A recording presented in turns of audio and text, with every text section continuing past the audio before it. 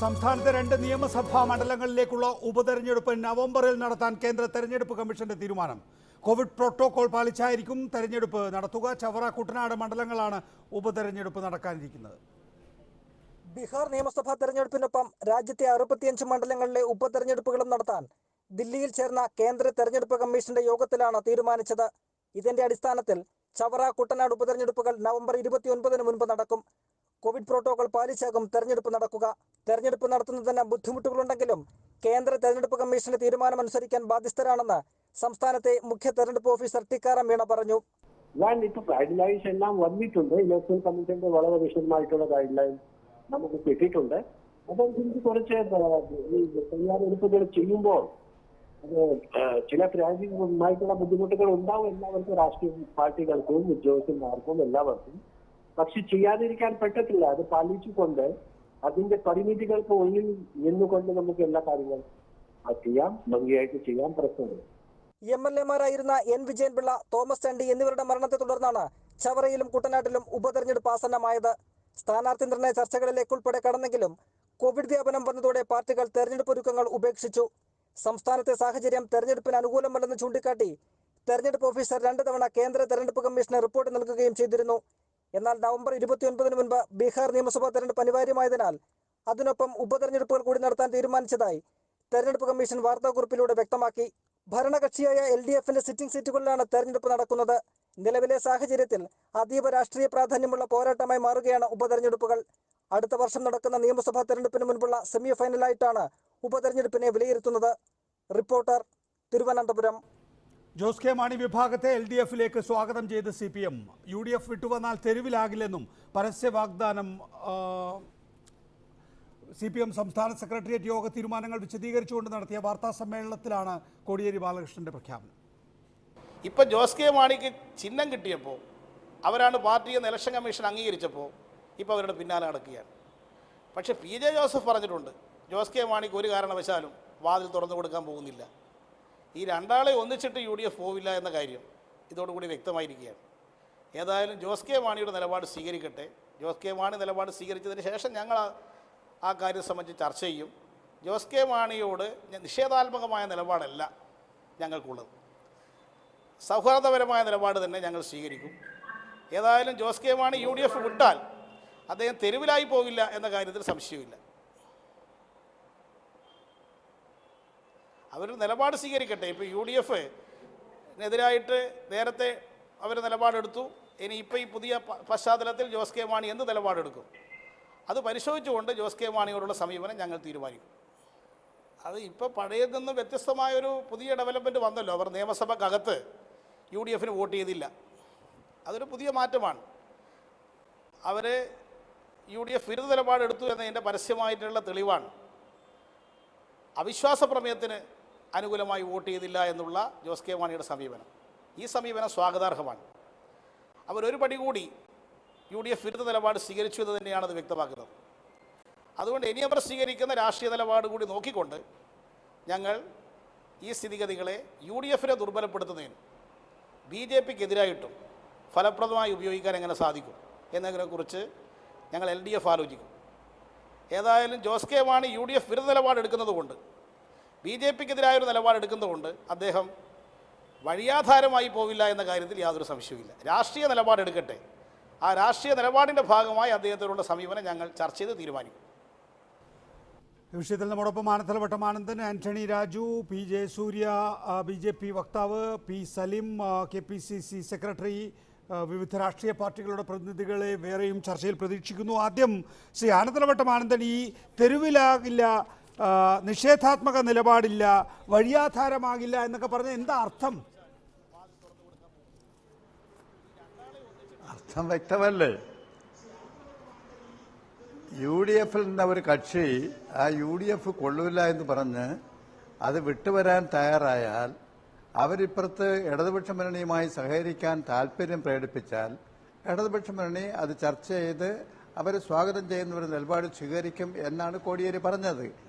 അവരനാഥമാകില്ല എന്ന് അദ്ദേഹം സൂചിപ്പിച്ചതിന്റെ അർത്ഥം UDF വിട്ടുവരുന്നവർ, UDF-നെ എതിർക്കാൻ തയ്യാറാകുന്നവർ, ഇടതുപക്ഷ മുന്നണിയുടെ ആശയവും നയവും അംഗീകരിക്കാൻ മനസ്സ് കാണിക്കുന്നവർ, അത് ജോസഫ് ഗ്രൂപ്പ് മാണി ഗ്രൂപ്പ് മാത്രമല്ല, UDF-ൽ നിൽക്കുന്ന മറ്റേത് കക്ഷിയായാലും ശരി, അവര് ഇപ്പുറത്ത് വന്നാൽ അതിനെ ഞങ്ങൾ സ്വാഗതം ചെയ്യും എന്നാണ് അതിന്റെ പച്ച മലയാളം.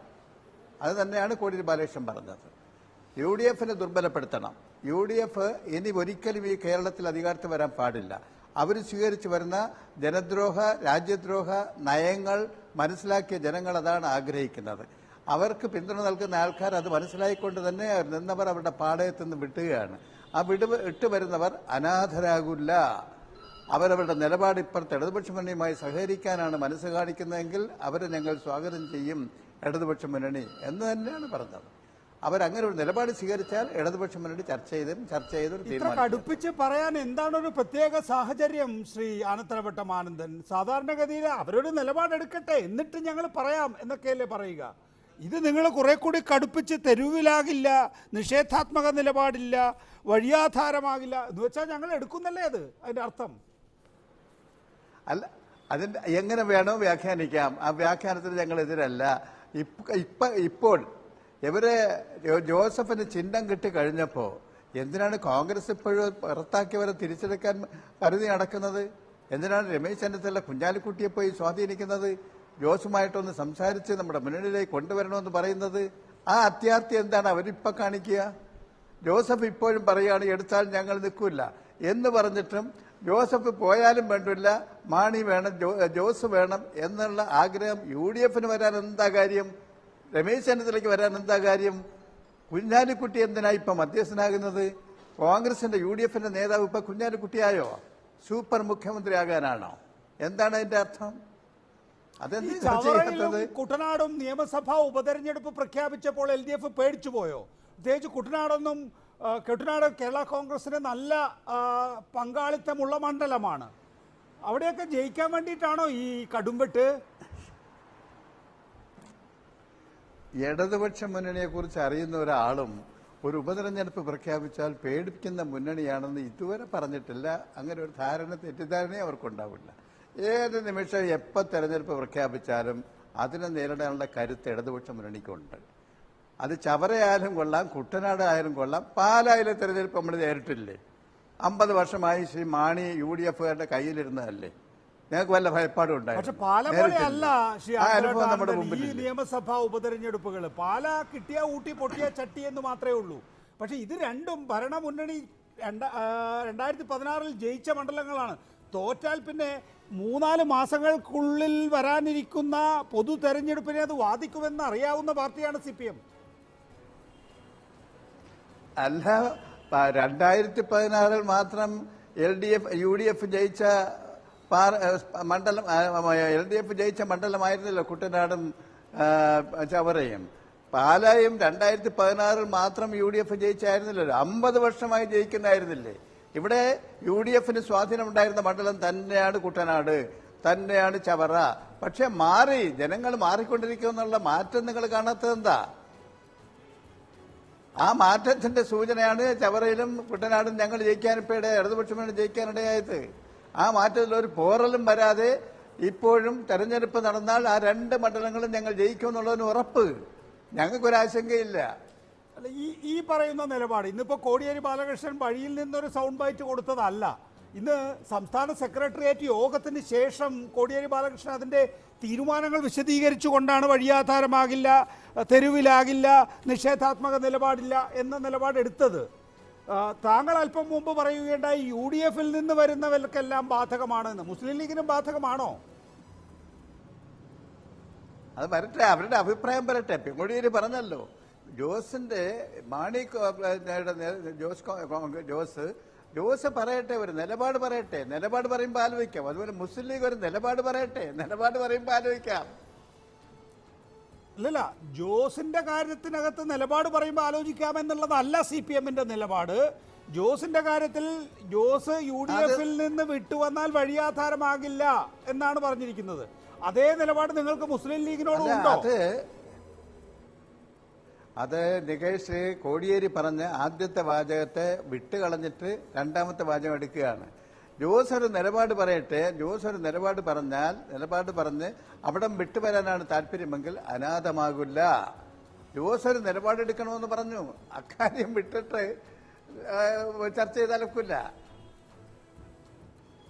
അതെ, ഇനി അങ്ങനെ ഒരു വിടൽ മുസ്ലിം ലീഗ് ആലോചിക്കുന്നുണ്ടെങ്കിൽ വിട്ടാൽ അവർ അനാഥമാകില്ല എന്ന political statement Kodiyeri Balakrishnan CPM പറയുമോ?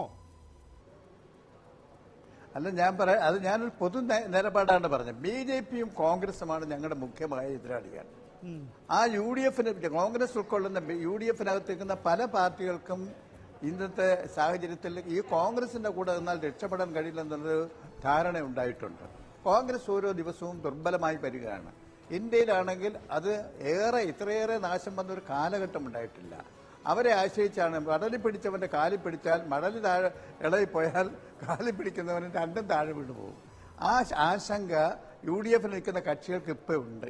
കോൺഗ്രസിന്റെ പതനം അവർ കാണുന്നുണ്ട്, ദയനീയമായ പതനം. അതിന്റെ കൂടെ നിന്ന് ഞങ്ങളും പതിക്കണമോ, മുങ്ങുന്ന കപ്പലിൽ പോയി ഞങ്ങളും കൂടെ മുങ്ങണമോ എന്ന ധാരണ UDFിലുള്ള പല കക്ഷികൾക്കും ഇപ്പോൾ ഉണ്ട്. അതിന്റെ അടിസ്ഥാനത്തിൽ പലരും ചിന്തിച്ചെന്ന് വരാം.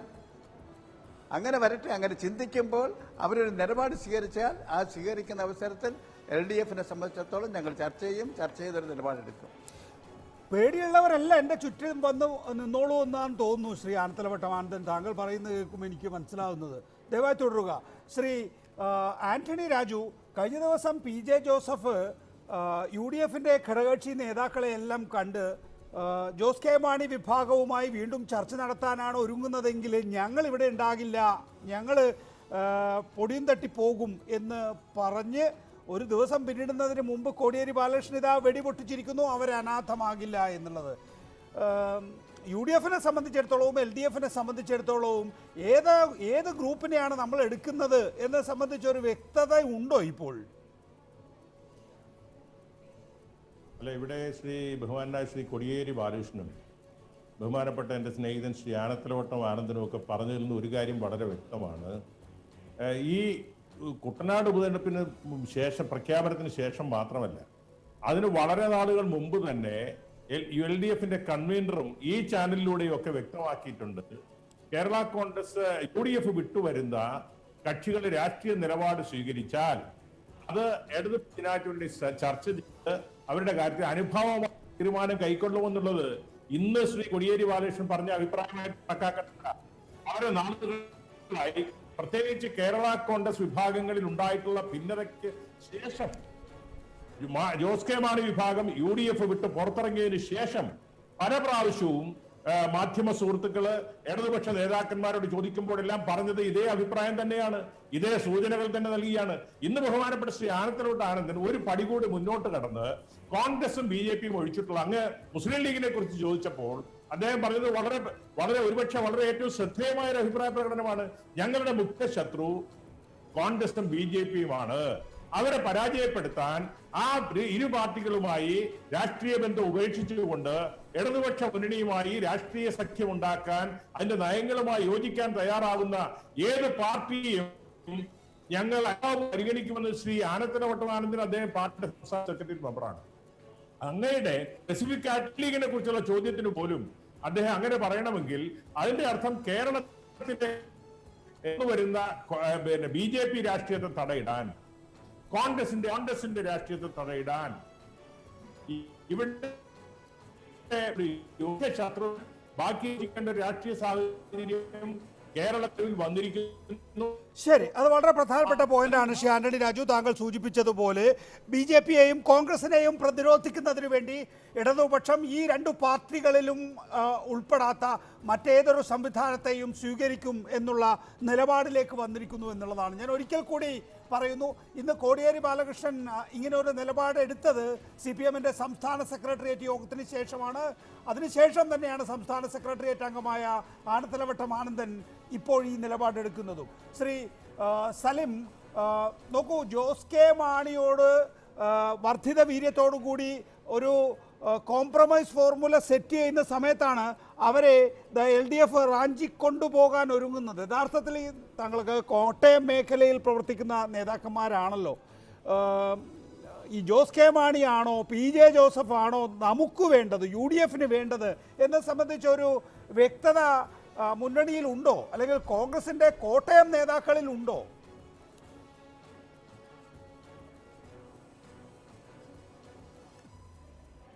സലിം.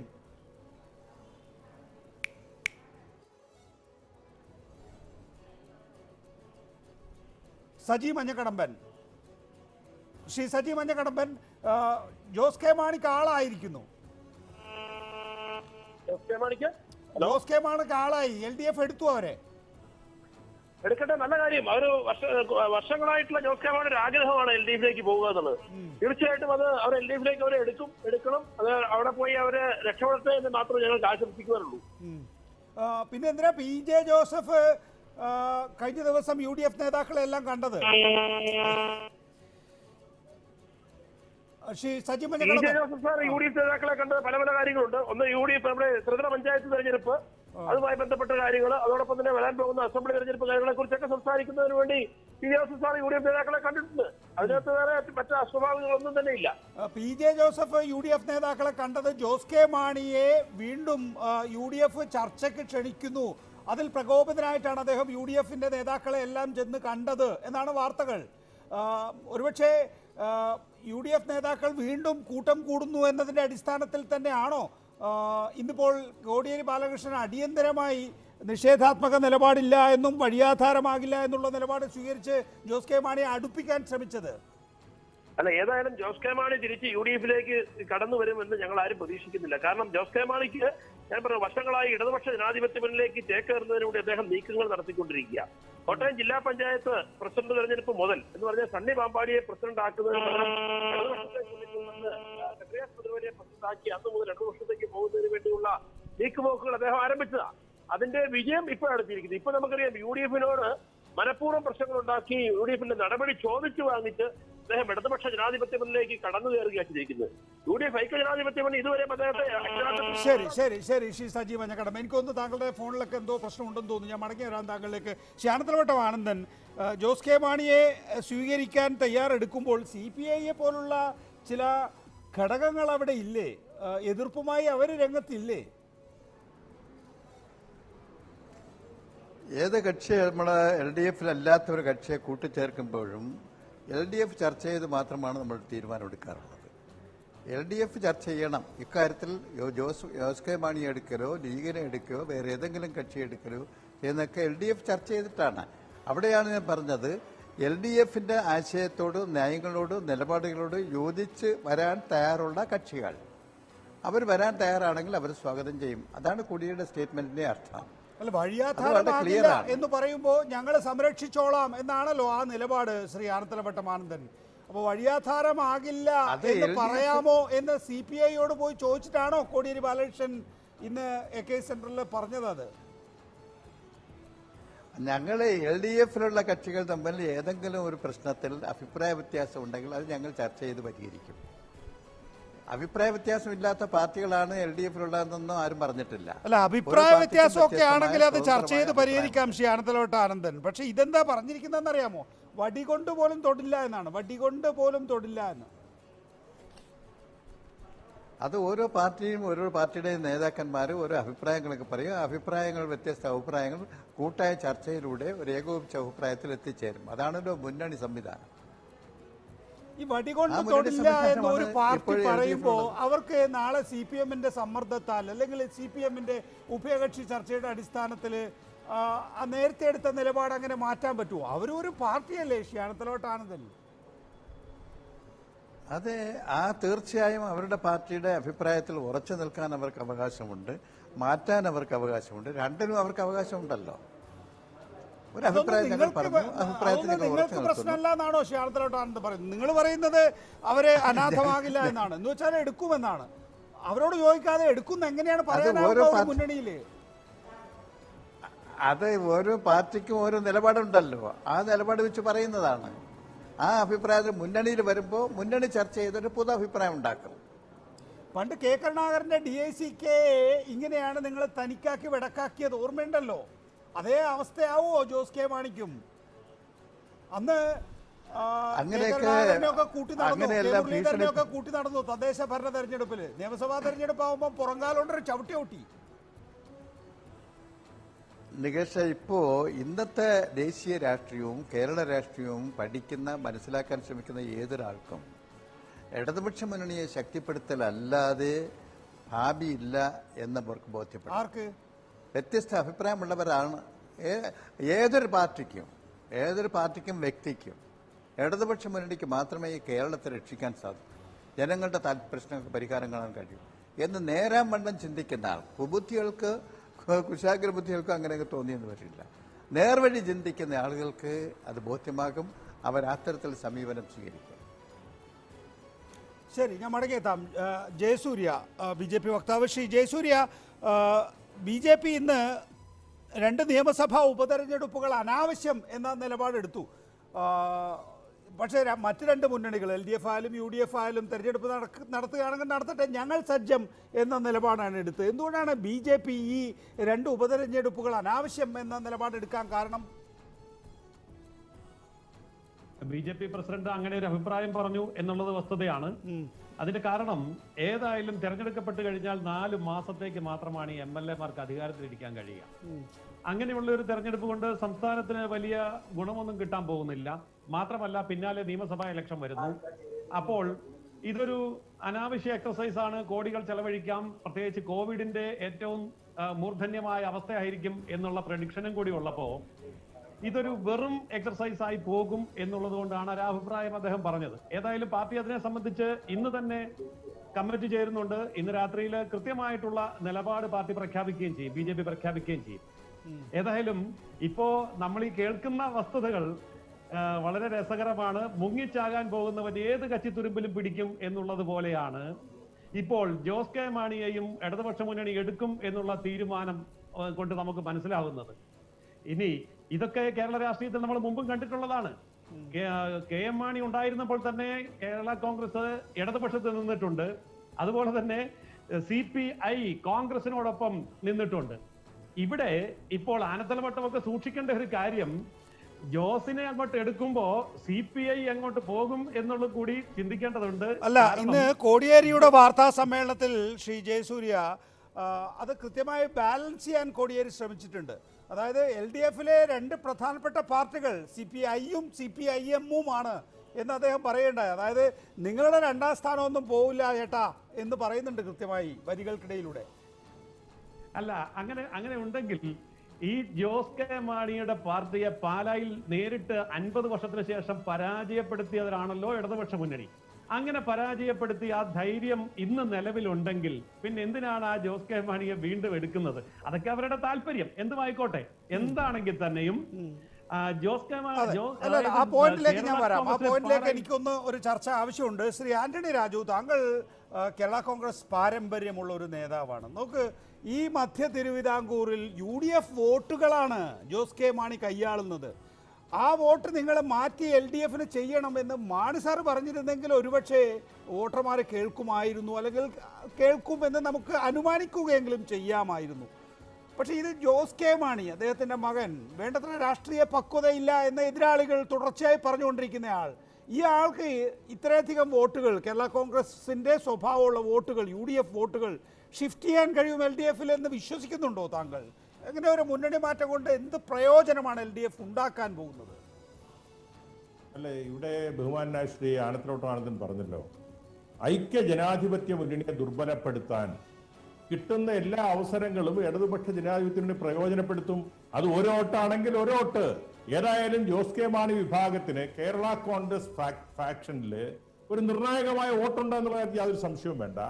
ഒരു പാർട്ടി എന്നുള്ള നിലയ്ക്ക് ഇന്നിപ്പോ കേരള കോൺഗ്രസ് പിളർന്നപ്പോഴും ആ പാർട്ടിയുടെ അനുഭാവികളിൽ ബഹുഭൂരിപക്ഷവും ജോസ് കെ മാണിയോടൊപ്പമാണെന്നുള്ള കാര്യത്തിലും സംശയമില്ല. അതിനുശേഷം നടന്ന ഉപതെരഞ്ഞെടുപ്പുകളിൽ ജോസ് കെ മാണി വിഭാഗവും PJ ജോസഫ് വിഭാഗവും തമ്മിൽ ഏറ്റുമുട്ടിയപ്പോഴും ആ 2 ഉപതെരഞ്ഞെടുപ്പുകളിലും ജയിച്ചത് ജോസ് കെ മാണി വിഭാഗമാണ്. അവിടെ അതുകൊണ്ട് തന്നെ ജോസ് കെ മാണി വിഭാഗത്തിന് കേരള കോൺഗ്രസ് എമ്മിനകത്തുള്ള രാഷ്ട്രീയ സ്വാധീനം PJ ജോസഫ് വിഭാഗത്തെക്കാളും കൂടുതലാണ് എന്നുള്ള കാര്യത്തിൽ ആർക്കും തർക്കമില്ല. അങ്ങനെ വരുമ്പോൾ കോട്ടയം, പത്തനംതിട്ട, ഇടുക്കി മേഖലകളിൽ ജോസ് കെ മാണി വിഭാഗം നയിക്കുന്ന കേരള കോൺഗ്രസ് എമ്മിന് ഒരു മാർജിനൽ വോട്ട് ഉണ്ട് എന്നുള്ള കാര്യത്തിൽ ആരും തർക്കിച്ചിട്ട് കാര്യമില്ല. പക്ഷെ CPI പറയുന്നത് ശ്രീ ആന്റണി രാജു ഈ വോട്ട് ഷിഫ്റ്റ് ആവില്ല എന്നാണ്. ഓരോ മണ്ഡലങ്ങളിലെയും സ്ഥാനാർത്ഥികളുടെ ജയപരാജയങ്ങൾ നിശ്ചയിക്കുന്നത് 500-1000 വോട്ടുകളൊക്കെയാണ്. വളരെ നിർണായക. കഴിഞ്ഞ തെരഞ്ഞെടുപ്പിൽ തന്നെ അതെങ്ങനെയാണ്? 1000 വോട്ട് മധ്യ തിരുവിതാംകൂറിൽ 500 1000 വോട്ട് മാത്രം ഡിഫറൻസ് ഉള്ള ഏത് മണ്ഡലമാണ് ഉള്ളത് ശ്രീ ആന്റണി രാജു? എല്ലാം ഒരു 10,26,000. ഞാൻ പറയാം. ഞാൻ ഉദാഹരണം ചങ്ങനാശ്ശേരി എടുക്കൂ. ചങ്ങനാശ്ശേരി ഓക്കെ, വെറും 1250 വോട്ടാണ് ഡിഫറൻസ്. ഞാനൊരു ഉദാഹരണം പറഞ്ഞതാണ്. അപ്പൊ അതുകൊണ്ട് ഓരോ മണ്ഡലങ്ങൾ എടുത്താൽ നമ്മളെ സംബന്ധിച്ചിടത്തോളം 10,000, 1000, 500, 2000 വോട്ട് ഷിഫ്റ്റ് ചെയ്താൽ തന്നെ വലിയ മാറ്റം കേരള രാഷ്ട്രീയത്തിൽ ഉണ്ടാകും. ഇവിടെ എന്റെ സ്നേഹിതൻ BJP-യുടെ ജയസൂര്യ പറഞ്ഞു പിന്നെ വിഭാഗത്തിന് പിന്നാലെ LDF നടക്കുന്നുണ്ട്. ഞാൻ ചോദിക്കട്ടെ, BJP അവരുടെ പിന്നാലെ നടക്കില്ലേ? സുരേന്ദ്രൻ പരസ്യമായിട്ട് ആഹ്വാനം ചെയ്തല്ലോ, ഇങ്ങ് വാ, വരൂ വരൂ വരൂ എന്ന് പറഞ്ഞുകൊണ്ട്. അതുകൊണ്ട് നിങ്ങൾ എടുത്താൽ, നിങ്ങൾ സ്വാഗതം ചെയ്താൽ അത് നല്ലത്. ബാക്കി ആരെങ്കിലും അതേക്കുറിച്ച് എന്തെങ്കിലും അഭിപ്രായം പറഞ്ഞാൽ അതൊക്കെ പരാജയ ഭീതി മൂലം. നിങ്ങൾ പറഞ്ഞത് എന്റെ അടിസ്ഥാനത്തില. അതുകൊണ്ട് കേരള രാഷ്ട്രീയത്തിൽ UDF-ന്റെ കൂടെ കഴിഞ്ഞ 38 വർഷമായി ഉറച്ചു നിന്ന ഒരു രാഷ്ട്രീയ പാർട്ടിയാണ് കേരള കോൺഗ്രസ് എം. ആ പാർട്ടി, ആ മുന്നണി വിടുക എന്ന് പറഞ്ഞാൽ തന്നെ രാഷ്ട്രീയമായി അത് UDF-ന് ഒരു കനത്ത തിരിച്ചടിയാണ്, പരാജയമാണ്. അതൊരു വളരെ ആ മുന്നണിയുടെ ദുർബലമായ ഒരു അവസ്ഥയിലേക്ക് പോകും. അതുകൊണ്ട് കേരള കോൺഗ്രസ് എം എന്നുള്ള രാഷ്ട്രീയ പാർട്ടി ആ മുന്നണി വിട്ട് വരുമ്പോൾ തീർച്ചയായിട്ടും അത് UDF-ന്റെ നിർണായകമായ കുറെ വോട്ടുകൾ പല മണ്ഡലങ്ങളിലും അവർക്ക് മാറ്റിയെടുക്കാൻ കഴിയും. ശരി, അതാണ് താങ്കളുടെ കാഴ്ചപ്പാട്. ദയവായി തുടരുക ശ്രീ ആന്റണി രാജു. മടങ്ങിയെത്താം. P Salim, KPCC secretary. കോൺഗ്രസിന്റെ അഭിപ്രായം വേണമല്ലോ, പ്രത്യേകിച്ച് കോട്ടയം മേഖലയിൽ നിന്ന് തന്നെയുള്ള, മധ്യ തിരുവിതാംകൂറിൽ നിന്ന് തന്നെയുള്ള ഒരു കോൺഗ്രസ് നേതാവ് വേണമെന്ന് വിചാരിച്ചിട്ടാണ് ഞാൻ കഷ്ടപ്പെട്ട് ശ്രീ പി സലിമിനെ പിടിക്കുന്നത്. ശ്രീ പി സലിം, നോക്കൂ, ജോസ് കെ മാണിയോ PJ ജോസഫോ, ഇന്ന് കോടിയേരി പറഞ്ഞത് ഈ രണ്ട് പാർട്ടികളും എന്തായാലും UDF-ൽ തുടരാനുള്ള ഒരു സാധ്യതയുമില്ല എന്നാണ്. നിങ്ങൾ ഒരാളെ ഉറപ്പിക്കുന്നുണ്ടോ, ജോസ് കെ മാണി എന്നോ അല്ലെങ്കിൽ PJ ജോസഫ് എന്നോ? നികേഷ്, ആദ്യമായി ക്ഷമ ചോദിക്കുന്ന ഒരു സാങ്കേതികമായ പറഞ്ഞോളൂ. രണ്ട്, ഇവിടെ നികേഷ് ആദ്യം ആനത്തലോട്ടത്തോട് പറഞ്ഞൊരു കാര്യമാണ്, ഈ ചർച്ചയിൽ അപ്രതീക്ഷിതമായി കേരളത്തിൽ 2 ഉപതെരഞ്ഞെടുപ്പുകൾ പ്രഖ്യാപിച്ചപ്പോൾ CPM അതിന്റെ ചരിത്രത്തിലെ ഏറ്റവും വലിയ ഭീതിയോടുകൂടിയാണ് ഈ തെരഞ്ഞെടുപ്പിനെ സമീപിക്കുന്നുള്ളതിന്റെ ഏറ്റവും വലിയ തെളിവാണ് ഇന്ന് ശ്രീ കോടിയേരി ബാലകൃഷ്ണന്റെ പ്രസ്താവന.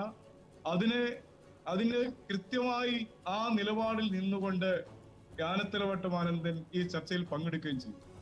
നികേഷ് എന്നോട് ചോദിച്ചൊരു ചോദ്യം, കോൺഗ്രസ് ഓപ്റ്റ് ചെയ്യുന്നത് കേരള കോൺഗ്രസിൽ ഏത് വിഭാഗത്തിൽ നിന്നുള്ളതാണ്?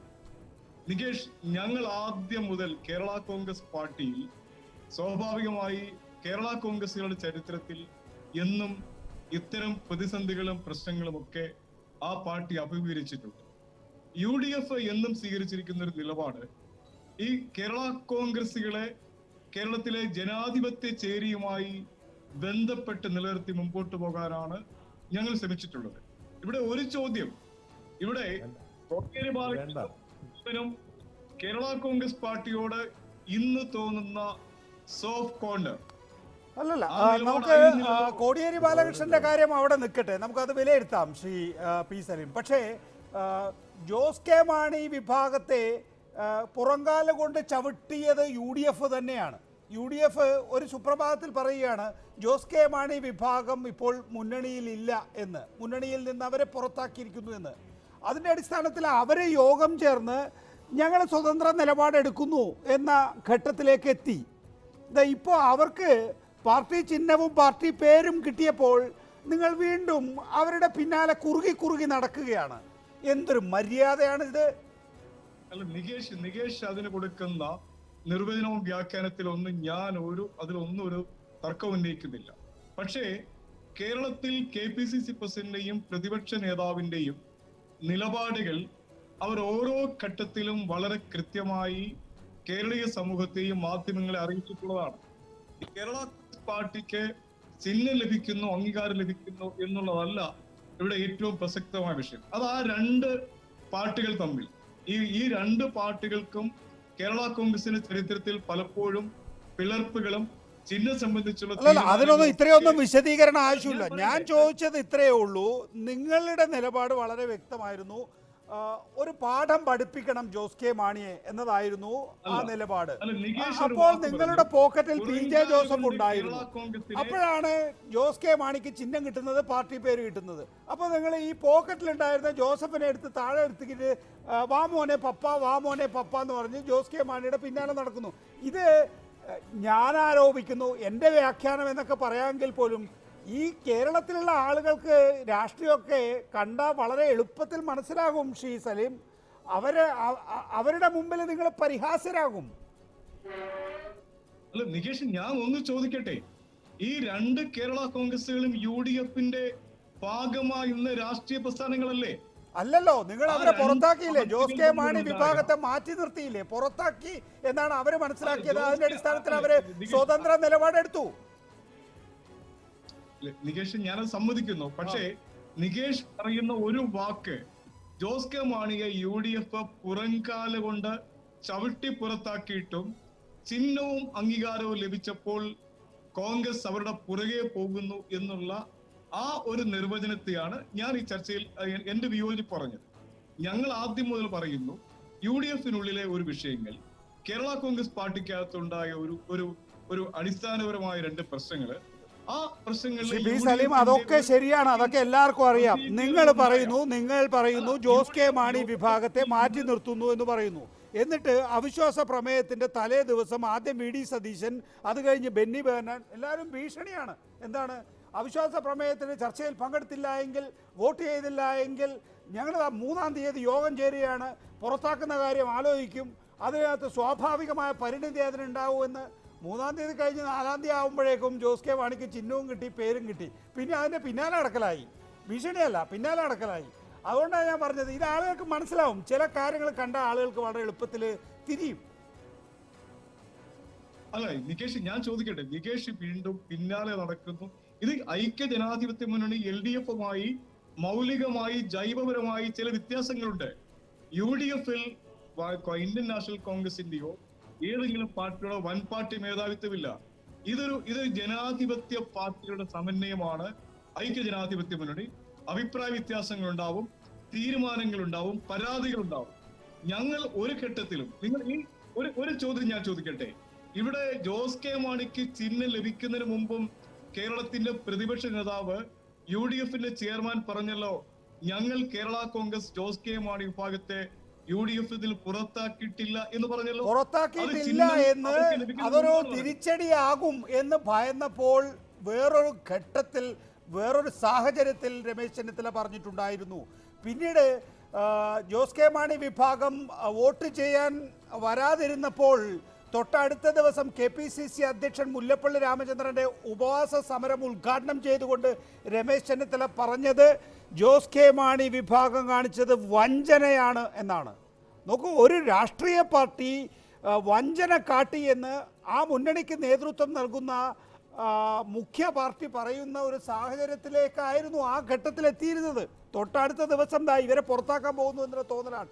ഇനി ഞാനത് പറഞ്ഞാൽ താങ്കൾ സമ്മതിക്കില്ല എന്ന് അറിയാവുന്നതാണ്. പക്ഷേ ചില കാര്യങ്ങൾ, ചില നാൾ വഴിയിലെ ചില സംഭവവികാസങ്ങൾ, മൈൽ സ്റ്റോൺസ്, അത് ഓർമ്മിപ്പിച്ചു എന്ന് മാത്രമേ ഉള്ളൂ. ശ്രീ ആന്റണി രാജു, എന്തടിസ്ഥാനത്തിലാണ് ഇത്രയും കടുത്ത നിലപാട് ഇപ്പോൾ ആനത്തലവട്ടം ആനന്ദനും നേരത്തെ കോടിയേരി ബാലകൃഷ്ണനും സ്വീകരിക്കുന്നത്?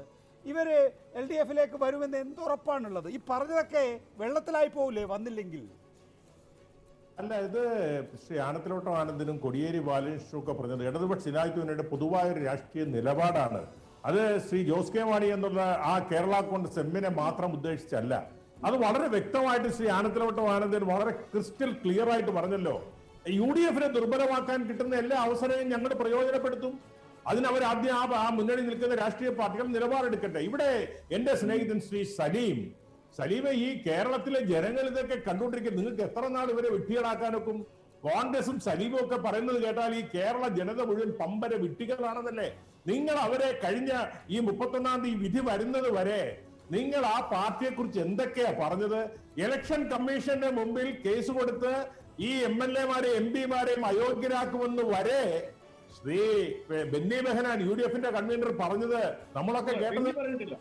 അല്ലല്ല, നിങ്ങൾ ഞാൻ പറഞ്ഞു തരട്ടെ, ഞാൻ പറഞ്ഞിട്ട് നിങ്ങൾക്ക് പറയാം. ഞാൻ പറഞ്ഞിട്ട് നിങ്ങൾക്ക് പറയാം. ഇതെല്ലാം നമ്മൾ കേൾക്കുന്നതല്ലേ. ശ്രീ രമേശ് ചെന്നിത്തല എത്ര ധാർഷ്ട്യത്തോടെയാ പറഞ്ഞത്. ചവിട്ടി പുറത്താക്കുന്നതിനേക്കാൾ ഭീകരമായ വാക്കുകളാണ് ശ്രീ രമേശ് ചെന്നിത്തലയും മുല്ലപ്പള്ളി രാമചന്ദ്രനും ഉപയോഗിച്ചത്, ബെന്നി ബെഹനാൻ ഉപയോഗിച്ചത്. എന്തിന്? ഞാൻ ചോദിക്കട്ടെ, എന്റെ ഒറ്റ ചോദ്യം, ജോസ് കെ മാണിയുടെ കേരള കോൺഗ്രസ് ഇപ്പൊ നിങ്ങളുടെ മുന്നണിയിലുണ്ടോ?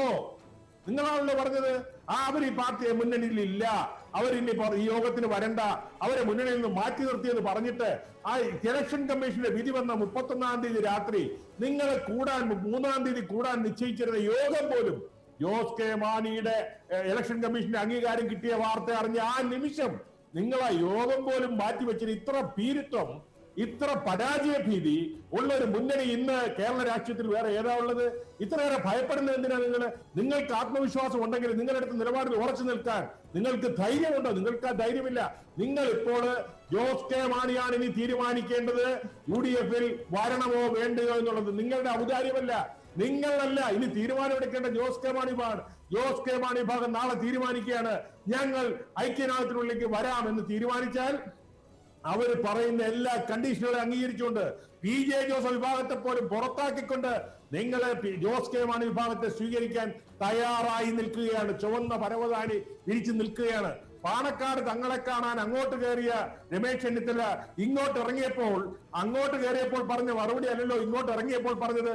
മുസ്ലിം ലീഗ് നിലപാടെടുത്തിരിക്കുന്നു, കേരള കോൺഗ്രസ് എമ്മിനെ ഉപേക്ഷിക്കാൻ കഴിയില്ല, അതുകൊണ്ട് ജോസഫ് വിഭാഗം പുറത്തു പോയാലും വേണ്ടില്ല, ജോസ് കെ മാണി വിഭാഗത്തെ കൂടെ നിർത്തണമെന്നുള്ള ഒരു തീരുമാനത്തിലേക്ക് ഐക്യരാഷ്ട്രത്തിന്റെ മുഖ്യ കക്ഷികൾ മാറിയത് അറിഞ്ഞുകൊണ്ടാണ് ജോസഫ് വിഭാഗം PJ ജോസഫ് ഉൾപ്പെടെയുള്ള ആളുകൾ ഇന്നലെ കോൺഗ്രസിന്റെ നേതാക്കന്മാരെ കണ്ട് ഭീഷണി മുഴക്കിയത്. ഒരു കാര്യം ഞാൻ പറയാം, ഈ UDF-ലെ ജോസഫ് വിഭാഗത്തിന്റെ രാഷ്ട്രീയ ഭാവി ജോസ് കെ മാണിയുടെ കക്ഷത്തിലാണ്.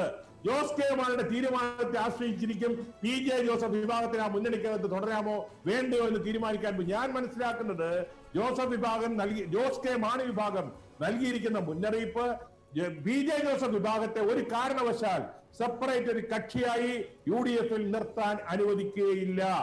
PJ ജോസഫ് വിഭാഗത്തിന് മുന്നണിയിൽ നിൽക്കണമെങ്കിൽ കേരള കോൺഗ്രസ് എമ്മിനകത്ത് പഴയ പാർട്ടിക്കകത്ത് മര്യാദയ്ക്ക് നിന്നാൽ അവർ കൂടെ നിർത്തും. പക്ഷേ ആ പാർട്ടിക്ക് കിട്ടുന്ന കേരള കോൺഗ്രസ് എമ്മിന് കിട്ടുന്ന 15 സീറ്റുകളുടെയും സ്ഥാനാർത്ഥിയാണെന്ന് നിശ്ചയിക്കുക പാർട്ടിയായിരിക്കും.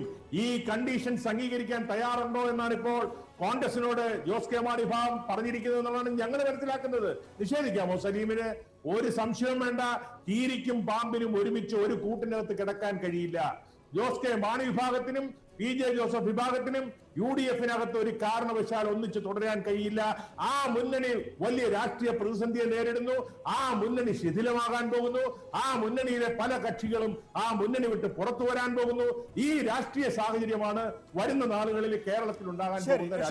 P. സലീം, അതിനൊന്ന് മറുപടി പറയൂ. ഒറ്റ കാര്യത്തിന് 15 സീറ്റ് കേരള കോൺഗ്രസുകൾക്ക് വേണ്ടി നീക്കിവെച്ചാൽ ജോസ് കെ മാണിയുടെ ചെയർമാൻഷിപ്പിലുള്ള കേരള കോൺഗ്രസ് എമ്മിനാണല്ലോ അത് നീക്കിവെക്കേണ്ടത്. അതിൽ PJ ജോസഫിൻ്റെ തൊടുപുഴ, മോൻസിൻ്റെ സീറ്റ്, ഇത് രണ്ടും അവർക്ക് കൊടുക്കാൻ വേണമെങ്കിൽ ജോസ് കെ മാണി കനിഞ്ഞ് സമ്മതിക്കുമായിരിക്കും. ബാക്കിയുള്ള സീറ്റുകളിൽ സ്ഥാനാർത്ഥിയെ നിർത്തേണ്ടി വരിക party chairman Jose K Mani തന്നെയല്ലേ? അതിനകത്തൊരു വ്യക്തതയ്ക്ക് വേണ്ടിയിട്ടാണ്. ചങ്ങനാശ്ശേരി വിടുക, CF തോമസിൻ്റെ നിലപാടൊക്കെ മാറിക്കൊണ്ടിരിക്കുകയാണ്.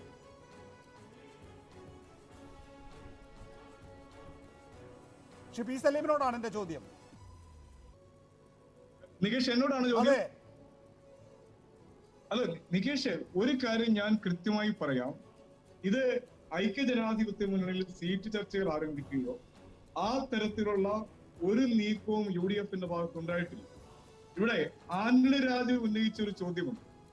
അല്ലല്ല, ഐക്യജനാധിപത്യ മുന്നണിയിലെ സീറ്റ് ചർച്ച ആരംഭിച്ചിട്ടില്ല എന്ന് ഞങ്ങൾക്കറിയാം. പക്ഷേ ഐക്യജനാധിപത്യ മുന്നണിയിലെ തർക്കത്തിൽ, അതായത് കോട്ടയം ജില്ലാ പഞ്ചായത്ത് രാജിവെക്കണം എന്ന ആവശ്യം ജോസ് കെ മാണിയോട് കോൺഗ്രസും ജോസഫ് വിഭാഗവും ഉന്നയിച്ചപ്പോൾ ജോസ് കെ മാണി പറഞ്ഞത് ഞങ്ങൾ രാജിവെക്കാം, പക്ഷേ നിയമസഭാ സീറ്റ് സംബന്ധിച്ച് ഇപ്പോഴൊരു ധാരണയാകണമെന്നാണ്. അതിൽ ധാരണയാകാത്തതുകൊണ്ടാണല്ലോ ഈ പ്രശ്നങ്ങളെല്ലാം ഉണ്ടായിട്ടുള്ളത്. പക്ഷേ ഇപ്പോൾ ജോസ് കെ മാണിയെ നിങ്ങൾ വീണ്ടും റീച്ച് ഔട്ട് ചെയ്യുമ്പോൾ ജോസ് കെ മാണി ചോദിക്കുന്ന കാര്യമല്ലേ അല്പം മുമ്പ് ശ്രീ ആന്റണി രാജു പറഞ്ഞത്? അത് ഞാൻ കുറച്ചുകൂടി മുന്നോട്ട് കൊണ്ടുപോയി ചോദിക്കുകയാണ്. 13-2 എന്ന ഇക്വേഷൻ ആണെങ്കിൽ ഞങ്ങൾ വരാമെന്ന് ജോസ് കെ മാണി മുന്നണി നേതൃത്വത്തോട് പറയുന്നില്ലേ? നികേഷ് പറയുന്ന പല കാര്യങ്ങളും ഈ ഒരു UDF-ന്റെ തലത്തിൽ നിന്ന് ചിന്തിക്കുമ്പോൾ മറുപടി പറയാൻ കഴിയാത്ത കാര്യം. കാരണം പല സ്കാറ്റേർഡ് ഇൻഫർമേഷൻസ് വെച്ചാണ് നികേഷ് ഈ ചർച്ചയിൽ ഒരു പ്രത്യേക ദിശയിലേക്ക് കൊണ്ടുപോകാൻ തീരുമാനിച്ചിരിക്കുന്നത്. ഞാൻ സ്വാഭാവികമായിട്ട് നികേഷിന്റെ ആ ശ്രമത്തോടൊന്നും എനിക്കൊരു വിയോജിപ്പുമില്ല. പക്ഷെ നികേഷ് ഒരു കാര്യം മനസ്സിലാക്കേണ്ടത്, ഇതിൽ ആന്റണി രാജു ജനാധിപത്യ കേരള കോൺഗ്രസിൽ ഇടതുപക്ഷ ജനാധിപത്യ മുന്നണിയിൽ നിൽക്കുന്ന കേരള കോൺഗ്രസിന്റെ ഒരു വിഭാഗമാണ്. പാലാ ഉപതെരഞ്ഞെടുപ്പിൽ LDF-ഉം ജനാധിപത്യ കേരള കോൺഗ്രസ് സ്വീകരിച്ച ഒരു നിലപാടുണ്ട്. ആ നിലപാട് KM മാണി പതിറ്റാണ്ടുകളായി ഐക്യ ജനാധിപത്യ മുന്നോട് സ്വീകരിച്ച നിലപാടിനെതിരായിട്ടുള്ള ഒരു പ്രചരണവും സമീപനവുമായിരുന്നു പാലായിൽ ഇവർ സ്വീകരിച്ചത്.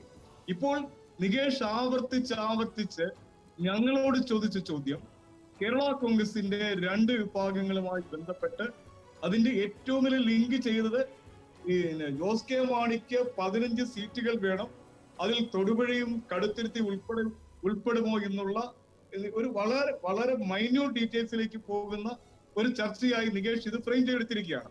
ഓക്കെ, ഞാൻ സമ്മതിക്കുന്നു. പക്ഷേ വളരെ കോൺഫിഡന്റ് ആയി ഉത്തരവാദിത്വത്തോടു കൂടി പറയുന്നു, അങ്ങനെ ഒരു ചർച്ചയൊന്നും UDF-ൽ അങ്ങനെ ഒരു ചർച്ച നടന്നിട്ടില്ല. ഞാനതോടെ അവസാനിപ്പിച്ചു. പക്ഷേ ശ്രീ ആനന്ദലോട്ട് ആനന്ദൻ നോക്കൂ, ഇനി അഥവാ ജോസ് കെ മാണിയെ കുരുക്കിട്ട് പിടിക്കുകയാണ്. കാരണം അവരൊരു UDF സ്വഭാവമുള്ളതാണ്. നിങ്ങൾ അവരെ ഒരുപക്ഷെ തയ്യാറാക്കി എടുക്കുകയായിരിക്കും ഈ വാക്കുകളെല്ലാം ഉപയോഗിച്ച്. തെരുവിലാകില്ല, നിഷേധാത്മക നിലപാടില്ല, വഴിയാധാരമാകില്ല എന്നൊക്കെ പറയുമ്പോൾ അവിടെ ആ ഒരു സംവിധാനത്തിൽ LDF-ന് അനുകൂലമായി ചിന്തിക്കാൻ വേണ്ടി ഒന്ന് പ്രിപ്പയർ ചെയ്യായിരിക്കും അവരെ.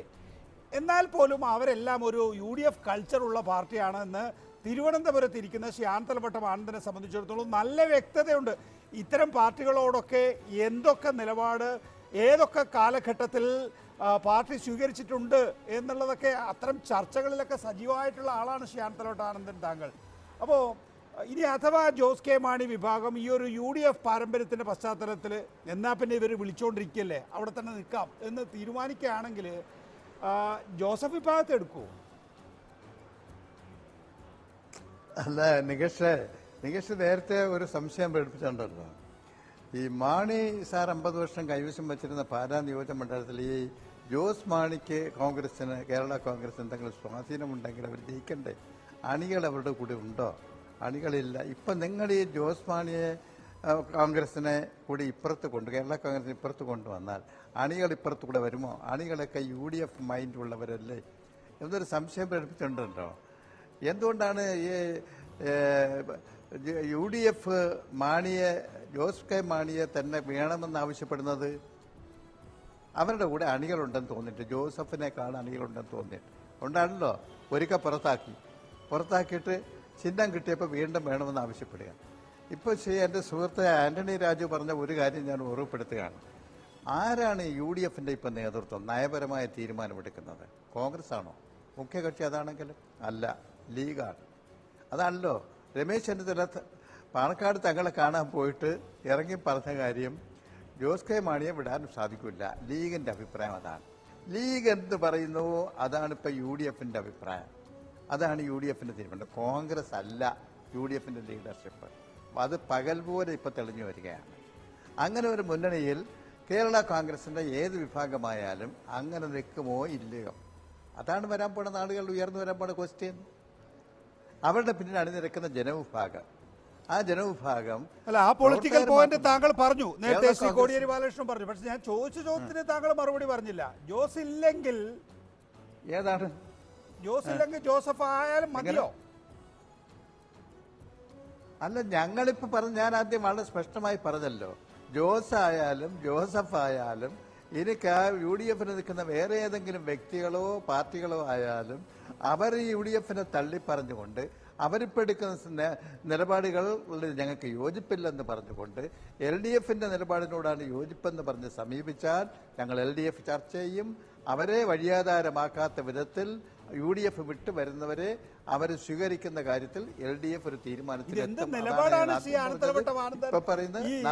വരുന്നവർക്കും പോകുന്നവർക്കും ഉള്ള വഴിയമ്പലാണോ LDF? അല്ലല്ല, ഇത് രാഷ്ട്രീയത്തിൽ വഴിയമ്പലമല്ല. ഒരു ശത്രുവിനെ തോൽപ്പിക്കാൻ, ശത്രുവിനെ ശക്തിപ്പെടുത്തൽ നമ്മുടെ ജോലിയല്ല, ദുർബലപ്പെടുത്തലാണ് ഞങ്ങളുടെ ജോലി. ഇവിടെ ഞങ്ങളുടെ ശത്രു ഇത് എം പി രാഘവൻ 1986 പറഞ്ഞപ്പോൾ ശ്രീ ആനന്ദലവട്ടം ആനന്ദനൊക്കെ EMSന്റെ കൂടെ ആയിരുന്നല്ലോ. അന്നത്തെ രാഷ്ട്രീയമല്ല ഇന്നത്തെ രാഷ്ട്രീയം. ഇന്നത്തെ രാഷ്ട്രീയം അതിൽ നിന്ന് വ്യത്യസ്തമായ രാഷ്ട്രീയം വന്നിട്ടുണ്ട്. ഫാസിസ്റ്റ് ഭരണത്തിലേക്കാണ് രാജ്യത്തെ നയിക്കുന്നത്. അതിന് കൂട്ടുനിൽക്കുന്ന സഹായകരമായ നിലപാടാണ് ഇപ്പോൾ UDF എടുക്കുന്നത്. BJPയുടെ കടുത്ത രാഷ്ട്രീയം, വർഗീയത, അതാണിന്ന് രാജ്യത്ത് മുമ്പിൽ നിൽക്കുന്നത്.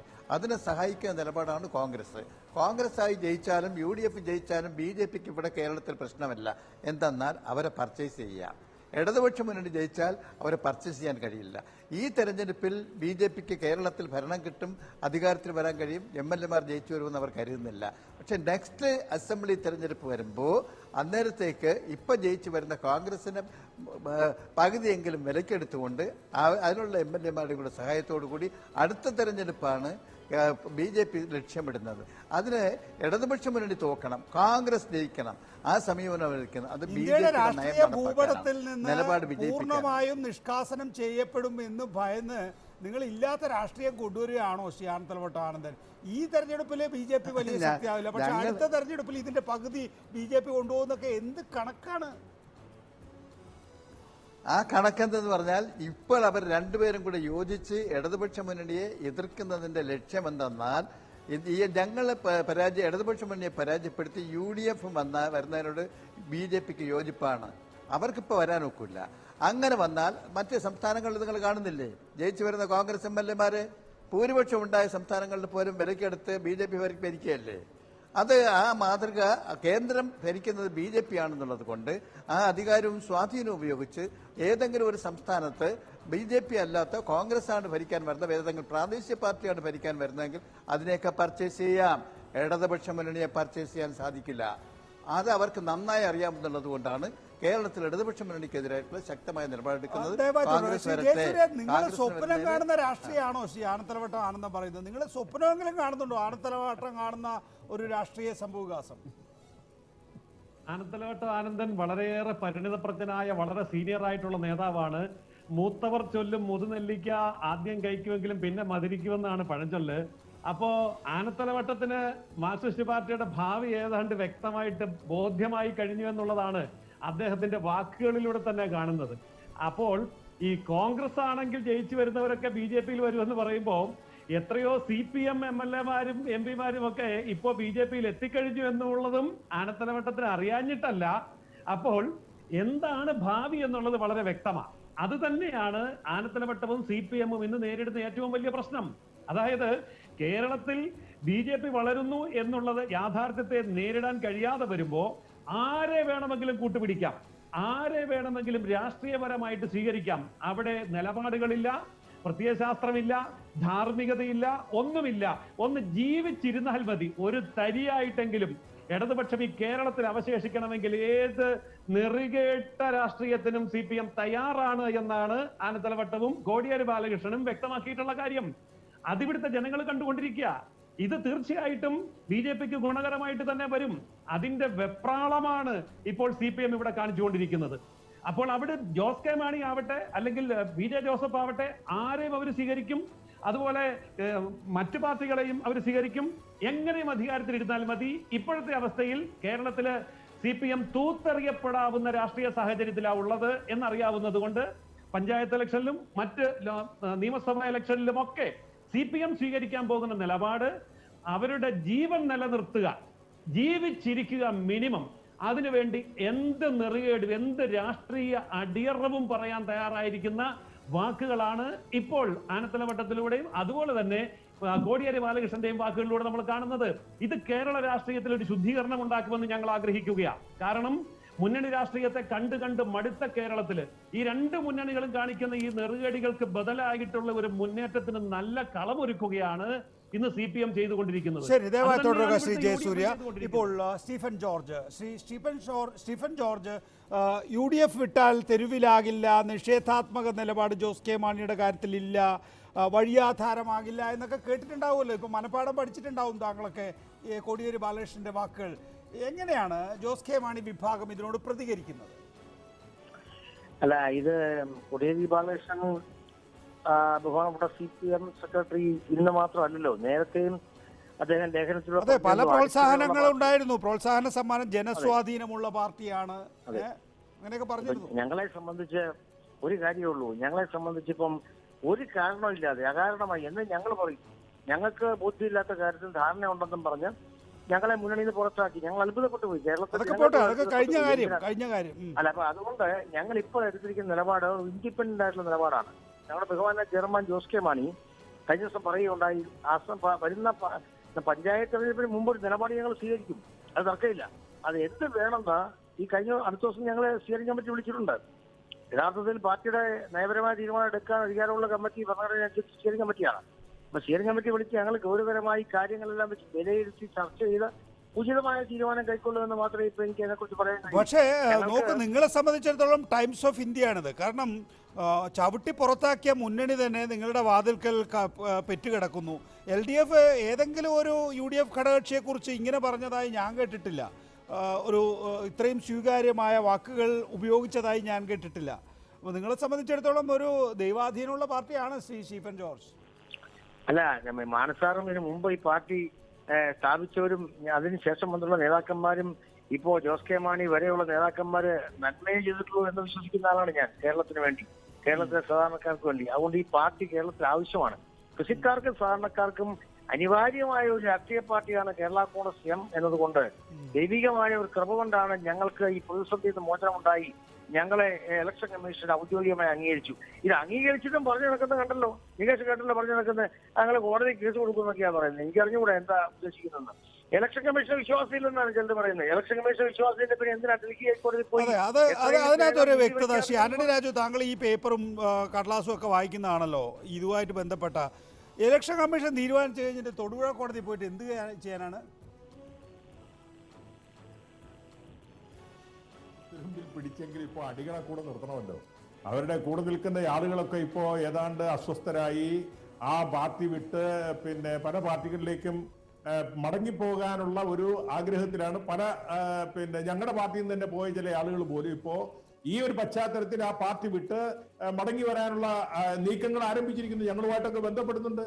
അതുപോലെ തന്നെ ജോസ് കെ മാണി വിഭാഗത്തിന്റെ കൂടെ നിന്ന ആളുകൾ മടങ്ങിപ്പോയവർ തിരിച്ച് ജോസ് കെ മാണി വിഭാഗത്തിലേക്ക് മടങ്ങിപ്പോകാനുള്ള ചർച്ചകൾ ആരംഭിച്ചിരിക്കുന്നു.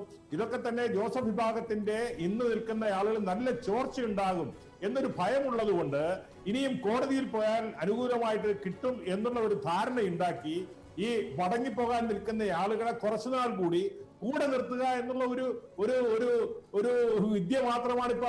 അങ്ങനെ മാത്രം അതിനെ കണ്ടാൽ മതി. അല്ലാതെ അതിന് വലിയ ആ കോടതിയിലേക്ക്, പുതിയ കോടതി വിധിയിലേക്ക്, മുനിസിപ്പൽ കോടതി വിധിയിലേക്ക് പോയാൽ കേന്ദ്ര ഇലക്ഷൻ കമ്മീഷന്റെ തീരുമാനത്തെ വിരുദ്ധമായിട്ടൊരു മുനിസിപ്പൽ കോടതിക്ക് എങ്ങനെ വിധി പറയാൻ കഴിയും? അതുകൊണ്ട് കേരള കോൺഗ്രസ് എം എന്നുള്ളൊരു പാർട്ടിയും രണ്ടിലെ ചിഹ്നവും അത് ജോസ് കെ മാണി വിഭാഗം നയിക്കുന്ന വിഭാഗത്തിനാണെന്ന് ഇലക്ഷൻ കമ്മീഷന്റെ തീരുമാനം വന്നിരിക്കുന്നു. ഇനി അതിനെതിരെ ബഹുമാനപ്പെട്ട ഡൽഹി ഹൈക്കോടതിയും സുപ്രീം കോടതിക്കും മാത്രമേ എന്തെങ്കിലും വിധി പ്രസ്താവിക്കാൻ കഴിയുകയുള്ളൂ. പക്ഷെ ഇന്നത്തെ ഒരു സാഹചര്യത്തിൽ ഇപ്പോൾ ജോസ് കെ മാണി വിഭാഗം അല്പം മുന്നിൽ ഈ വിധി വന്നതോടുകൂടി അവരുടെ രാഷ്ട്രീയ പ്രാധാന്യം വർദ്ധിച്ചിരിക്കുന്നു. ഇവിടെ സ്റ്റീഫൻ ജോർജ് പറഞ്ഞതുപോലെ നിങ്ങൾക്ക് തദ്ദേശ സ്വയംഭരണ തെരഞ്ഞെടുപ്പ് വരെ കാത്തിരിക്കാൻ കഴിയില്ല. കാരണം വരും ദിവസങ്ങളിൽ കുട്ടനാട് തെരഞ്ഞെടുപ്പ് നടക്കാൻ പോകുന്നു. അവിടെ കഴിഞ്ഞ തെരഞ്ഞെടുപ്പിൽ മത്സരിച്ചത് കേരള കോൺഗ്രസ് എം ആണ്. അതുകൊണ്ട് തന്നെ നിങ്ങൾക്കൊരു രാഷ്ട്രീയ തീരുമാനം വരുന്ന ഈ ദിവസങ്ങളിൽ, ഈ ഏറ്റവും അടുത്ത ദിവസങ്ങളിൽ നിങ്ങൾ രാഷ്ട്രീയമായ തീരുമാനം എടുക്കാൻ അതെ, ഒരു രാഷ്ട്രീയ തീരുമാനം. ഞാൻ നികേഷോട് ഞാൻ പറഞ്ഞില്ലേ, ജോസഫ് വിഭാഗത്തിനും മാണി വിഭാഗത്തിനും ഒരു UDF മുന്നണിക്കകത്ത് ഒരുമിച്ച് നിൽക്കാൻ കഴിയില്ല. ഒരു സംശയവും വേണ്ട. ഇതിൽ ഏതെങ്കിലും ഒരു പാർട്ടി UDFിനോട് പൂർണ്ണമായിട്ട് വിട പറയും, മൊഴിചൊല്ലും. അവര് പിന്നെ ആ മുന്നണിയുടെ സമ്പൂർണ്ണമായിട്ട് വിട പറയുന്ന ഒരു അവസ്ഥ ഏതാനും ദിവസങ്ങൾക്ക് ഉണ്ടാകും. ഈ രണ്ട് പാർട്ടിക്ക് ഒരുമിച്ച് അത് തുടരാൻ കഴിയില്ല. പക്ഷേ ശ്രീ ആന്റണി രാജു, ഞാനൊരു കാര്യം ചോദിച്ചോളട്ടെ, ഒരു രാഷ്ട്രീയ നിരീക്ഷകൻ കൂടി എന്നുള്ള നിലയിൽ മറുപടി പറയണം. നോക്ക്, ഈ UDFിലെ രണ്ടും ഒന്നിച്ച് നിൽക്കുന്നതല്ലേ നിങ്ങൾക്ക് LDFിൽ നല്ലത്? ഒരാളൊരു സ്ഥാനാർത്ഥിയെ എത്തുമ്പോൾ മറ്റൊരാൾ വിമതനെ നിർത്തും എന്നുള്ളതാണ്. അപ്പോൾ ആ നില അവിടെ ഉണ്ടാകട്ടെ എന്ന് പ്രാർത്ഥിക്കുകയല്ലേ നിങ്ങൾ വേണ്ടത്? അല്ല, ഞങ്ങളെ സംബന്ധിച്ചിടത്തോളം UDFിനെ ദുർബലപ്പെടുത്താൻ കിട്ടുന്ന എല്ലാ അവസരങ്ങളും ഉപയോഗിക്കും. അതൊക്കെ ഞങ്ങളുടെ ഇന്നത്തെ കോടിയേരി ബാലകൃഷ്ണന്റെയും ബഹുമാനായ ശ്രീ ആനത്തലവട്ടം ആനന്ദിന്റെയൊക്കെ പ്രസ്താവനകളുടെ പിന്നിൽ ഒരുപാട് രാഷ്ട്രീയമായ ഒരുപാട് കാര്യങ്ങളൊക്കെ ഉണ്ട്. അത് വരും ദിവസങ്ങളിലൊക്കെ വെളിപ്പെടും. ഏതായാലും ഈ വിഭാഗങ്ങൾ ഒരു തീരുമാനമെടുക്കട്ടെ. ആ തീരുമാനമെടുക്കാൻ വേണ്ടി പ്രോത്സാഹിപ്പിക്കുന്ന ഒരു നിലപാടാണല്ലോ ഞങ്ങളിപ്പോ കൊടുത്തിരിക്കുന്നത്. ആ വിഭാഗങ്ങൾ തീരുമാനമെടുക്കട്ടെ, അത് കഴിയുമ്പോൾ നമുക്ക് കാണാം. ശ്രീ ആനത്തലവട്ടം ആനന്ദൻ, നേരത്തെ ശ്രീ ജയസൂര്യ പറഞ്ഞ കാര്യങ്ങൾക്ക് താങ്കളുടെ മറുപടി ആവശ്യമാണ്.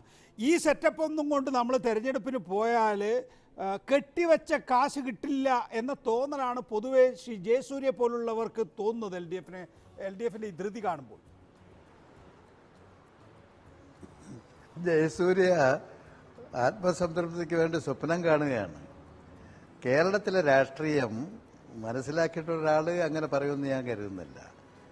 ഇന്നത്തെ കേരളത്തിലെ ജനങ്ങളുടെ മനസ്സെങ്ങനെയാണ് ചിന്തിക്കുന്നതെന്നൊക്കെ മനസ്സിലാക്കാതെ ഒരു ഭാവിയിൽ വലിയ സ്വപ്നം കണ്ടുകൊണ്ട് UDF അധികാരത്തിൽ വരും, ആ UDF അധികാരത്തിൽ വരുന്ന നമുക്ക് സ്ഥാനമാനങ്ങൾ കിട്ടും എന്നൊക്കെ സ്വപ്നം കാണുന്നവർക്കേ അങ്ങനെ ചിന്തിക്കാൻ കഴിയുള്ളൂ. ജയസൂര്യ പറഞ്ഞു CPM-കാരെല്ലാവരും BJP-യിലേക്ക് പോവുകയാണെന്ന്. BJP-യുടെ ഇന്നുള്ള ദേശീയ നേതൃത്വത്തിൽ പാർലമെന്റ് അംഗങ്ങൾ, കേന്ദ്രമന്ത്രിമാർ, സംസ്ഥാന മന്ത്രിമാർ 100 പേരെങ്കിലും കോൺഗ്രസിന്റെ മുൻ മന്ത്രിമാരോ MLA-മാരോ MP-മാരോ ദേശീയ നേതാക്കന്മാരോ ആണ്. നിങ്ങൾ CPM-നെ കുറിച്ച് പറയുന്നത് ത്രിപുരയിലോ ബംഗാളിലോ BJP-യുടെ അർത്ഥ ഫാസിസ്റ്റ് ഭരണവാഴ്ചയുടെ ഫലമായി ഭീഷണിപ്പെടുത്തി ഭയപ്പെട്ട ആരോ 1-2 പേര് പോയിട്ടുണ്ടാവാം. അവരെല്ലാം കമ്മ്യൂണിസ്റ്റ് പാർട്ടിയുടെ അകത്ത് അവർക്ക് സ്ഥാനമുണ്ടാവില്ല, അപ്പൊ തന്നെ കളഞ്ഞിട്ടുമുണ്ട്. നിങ്ങൾക്കതല്ല സ്ഥിതി. ഇപ്പോഴും നിങ്ങൾ കണ്ടല്ലോ, നിങ്ങളുടെ ത്രിപുരയിൽ 1.5% ആയി പോയത്. ഈ വോട്ട് ബാങ്ക് മുഴുവൻ BJP-യിലേക്കല്ലേ പോയത്. അപ്പോൾ അത്രയധികം ജനത, ഒരു 50% വരുന്ന BJP-യുടെ ഫാസിസ്റ്റ് ഭരണത്തിൽ പേടിച്ചു പോയതാണെന്നാണോ പറയുന്നത്? അല്ല, അർത്ഥ ഫാസിസ്റ്റ് വാഴ്ച സിദ്ധാർത്ഥ ശങ്കറിനെ കോൺഗ്രസിന്റെ മുഖ്യമന്ത്രി നടത്തിയിരുന്നല്ലോ. ആ അവസരത്തിൽ എന്തായിരുന്നു? 1200 ആളുകളെ കശാപ്പ് ചെയ്ത് രാജ്യം വിട്ടുപോയില്ലേ? അന്യ രാജ്യങ്ങളിലേക്ക് പോയില്ലേ? മുഴുവൻ ആക്രമണം നടത്തി. അതിനുശേഷം എന്തായി? കോൺഗ്രസ് അവിടെ പിന്നീട് അധികാരത്തിൽ വന്നിട്ടുണ്ടോ? ശരി, കോൺഗ്രസ് അധികാരത്തിൽ വന്നിട്ടുണ്ടോ? പിന്നെ തുടർച്ചയായി കമ്മ്യൂണിസ്റ്റ് പാർട്ടിയാണ് വന്നത്. ഈ അർത്ഥ ഫാസിസ്റ്റ് വാഴ്ച BJP നടത്തുന്ന ത്രിപുരയായാലും ബംഗാളിലായാലും കോൺഗ്രസിന്റെ സിദ്ധാർത്ഥ ശങ്കറിയുടെ ഭരണത്തിന് ശേഷം കോൺഗ്രസ് എങ്ങനെ ഇല്ലാതായോ അതുപോലെയാണ് ബംഗാളിൽ ഇല്ലാതാകാൻ പോണത്. ആ ഉറച്ച ആത്മവിശ്വാസം ഞങ്ങൾക്കുണ്ട്. അതുകൊണ്ട് ഇവിടെ ഇല്ലാത്തതുകൊണ്ട് ശ്രീ ആനത്തലവട്ട ആനന്ദൻ, എന്തായാലും LDF-നെ സംബന്ധിച്ചിടത്തോളം ഭരണം തിരികെ പിടിച്ചേ തീരൂ എന്നുള്ള തീരുമാനമുണ്ട്. അതാണ് ഇന്ന് സംസ്ഥാന സെക്രട്ടേറിയറ്റ് എടുത്തത്. അതുകൊണ്ട് മാണി അങ്ങ് മാണി, ജോസഫ് അങ്ങ് ജോസഫ്, ഈ തീരുമാനമാണ് ഇന്ന് എടുത്തിട്ടുള്ളത്. അതൊന്ന് ഖണ്ഡിതമായി പറഞ്ഞേ. അല്ല, അദ്ദേഹം തന്നെ പറഞ്ഞല്ലോ, UDF-ലേക്ക് വന്നാൽ അവർ ശാന്തിയും സമാധാനവും പാല് കുടിക്കുന്നവരും ഒരു അക്രമവാസന ഇല്ലാത്തവരുമാണ് കേരള കോൺഗ്രസിന്റെ 2 ഗ്രൂപ്പും. അവർ LDF-ലേക്ക് വന്നു പോയാലോ ഏത് കൊള്ളരുതാത്തവനെയും കൂട്ടുന്ന ഒരു മുന്നണിയായി LDF മാറും.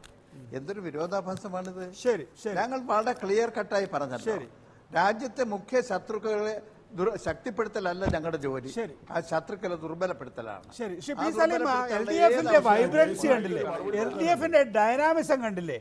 നിങ്ങളിങ്ങനെ പോയാൽ മതിയോ? കുറച്ചുകൂടി ഒന്ന് ഉഷാറാകണ്ടേ? മാത്രമല്ല, ആ ജോസ് കെ മാണിയെ ചവിട്ടി പുറത്താക്കാനുള്ള ഒരു തീരുമാനമൊക്കെ എടുത്തത് ഉചിതമായോ? നേതൃത്വത്തിന്റെ കഴിവില്ലായ്മ വേണ്ടേ ആ നിലയിലൊരു തീരുമാനമൊക്കെ അങ്ങനെ ഒരു തീരുമാനം എടുത്തു പോയതിലൂടെ നിങ്ങൾ തന്നെ ഒരു സ്വയം വിലയിരുത്തൽ നടത്താൻ? അല്ല നികേഷ്, ഇതിലൊരു പ്രശ്നമുണ്ട്. പാനത്തിലോട്ടമാണെന്ന് പറഞ്ഞല്ലോ, ബംഗാളിൽ CPM പാർട്ടി ഓഫീസുകൾ BJP പാർട്ടി ഓഫീസുകളായി മാറിയിട്ടുണ്ട്. ഞാൻ പറയട്ടെ, അല്ല സമയമില്ല, ഞാൻ 30 സെക്കൻഡ് കഴിഞ്ഞാൽ കട്ട് ചെയ്തിട്ടങ്ങ് പോവും. എനിക്ക് സമയമില്ല, അതുകൊണ്ടാണ് ഞാൻ ചോദിച്ചത്. LDF വളരെ വേഗത്തിൽ കാര്യങ്ങൾ നീക്കുകയാണ്. നിങ്ങൾ ഇങ്ങനെ തീരുമാനം എടുത്താൽ മതിയോ? കുറച്ചുകൂടി ഒന്ന് ഉഷാറാക്ക്. ഞങ്ങളുടെ നിലപാട് CPM നിലപാടുമായി രാവും പകലും വ്യത്യാസമുണ്ട്. CPM LDF അവരുടെ എല്ലാ പ്രത്യയശാസ്ത്രവും അടിയറ വെച്ചുകൊണ്ട് ഇന്നലെ വരെ അവർ സ്വീകരിച്ച നിലപാടിന് വ്യത്യസ്തമായിട്ട് 4 വോട്ടിന് വേണ്ടി 2 സീറ്റിന് വേണ്ടി അവർ അവരുടെ എല്ലാ ആദർശവും പണയപ്പെടുത്തിയിരിക്കുകയാണ്. നിങ്ങളല്ലേ പുറത്താക്കിയെടുക്കാൻ വേണ്ടി തീരുമാനിച്ചിരിക്കുന്നത്? അനന്തരാജ്, 1 മിനിറ്റ്, എന്റെ സമയമാണ്. ഞങ്ങളോടൊപ്പം നിൽക്കുന്ന കേരള കോൺഗ്രസുകളുടെ അവരുടെ നിലപാടുകളുമായി ബന്ധപ്പെടുത്തി മുമ്പോട്ട് പോകുന്ന UDF രാഷ്ട്രീയമാണ് ഞങ്ങളുടേത്. ആനന്ദ് രാജുവിന് ജോസ് കെ മാണിയോടുള്ള സമീപനവും നിലപാടും എനിക്കും ആന്റണി രാജുവിനും കൃത്യമായി അറിയാം. നമ്മൾ ഇനി ആന്റണി രാജു അതിലൂടെ പറയണ്ട. ഞങ്ങളുടെ നിലപാടല്ല, കേരള കോൺഗ്രസുകളെ ശക്തിപ്പെടുത്തി, UDF ശക്തിപ്പെടുത്തി, കേരള കോൺഗ്രസുകളെ ഇല്ലായ്മ ചെയ്യാൻ, ദുർബലപ്പെടുത്താൻ, തകർക്കാൻ ഈ ശ്രമിക്കുന്ന പാർട്ടിയാണ് കോൺഗ്രസ് പാർട്ടി. കേരള കോൺഗ്രസ് ഉണ്ടായത് തന്നെ, ഈ കേരള കോൺഗ്രസ് രൂപീകരിച്ചത് തന്നെ കോൺഗ്രസ്. കേരള കോൺഗ്രസ് എം ജോസ് കെ മാണി വിഭാഗം മുന്നണി വിട്ടുപോയാൽ ആ സീറ്റിലേക്ക് നമുക്ക് എല്ലാവർക്കും കൂടെ മത്സരിക്കാമെന്ന് തീരുമാനിച്ച നിങ്ങൾക്ക് ഇപ്പൊ എന്തേ മത്സരിക്കണ്ടേ?